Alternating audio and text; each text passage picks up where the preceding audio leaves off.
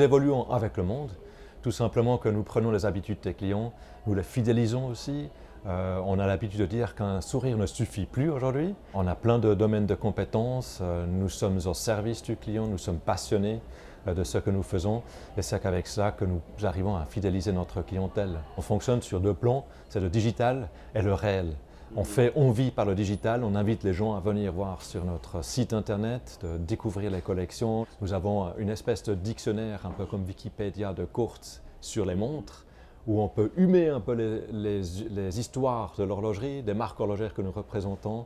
Et puis ça fait après que le client il a envie d'aller toucher. Puis toucher, on ne peut pas sur la toile, on ne peut que dans le magasin. Et c'est là que nous pouvons l'accueillir avec notre état d'âme, notre passion, notre philosophie qu'on essaie de transmettre pour passionner quelqu'un qui ne l'est pas encore. Vous voyez, j'ai entendu dire quelqu'un récemment que le futur, c'est pas qu'il y ait 100% de clients digitaux, ni 100% de clients magasins. Ça sera des deux côtés 100%. L'habitude du consommateur sera telle qu'il y aura une partie digitale et puis une autre partie réelle. Et nous, on est encore dans le changement de l'habitude du consommateur. Et je pense que c'est ce train qu'on n'a pas le droit de louper. On doit monter sur ce train, voir comment ça se développe et nous adapter. On entend trop souvent encore « j'étais mal reçu là, j'étais mal reçu là ». Ça n'a pas le droit d'être. Pour les clients touristiques, la même chose. Nous sommes aussi touristes, parfois pas dans notre pays, dans un autre. On aime aussi pouvoir dire « j'étais bien reçu, j'étais à l'aise ».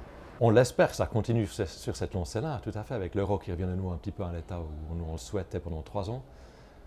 On a l'impression que ça va bien.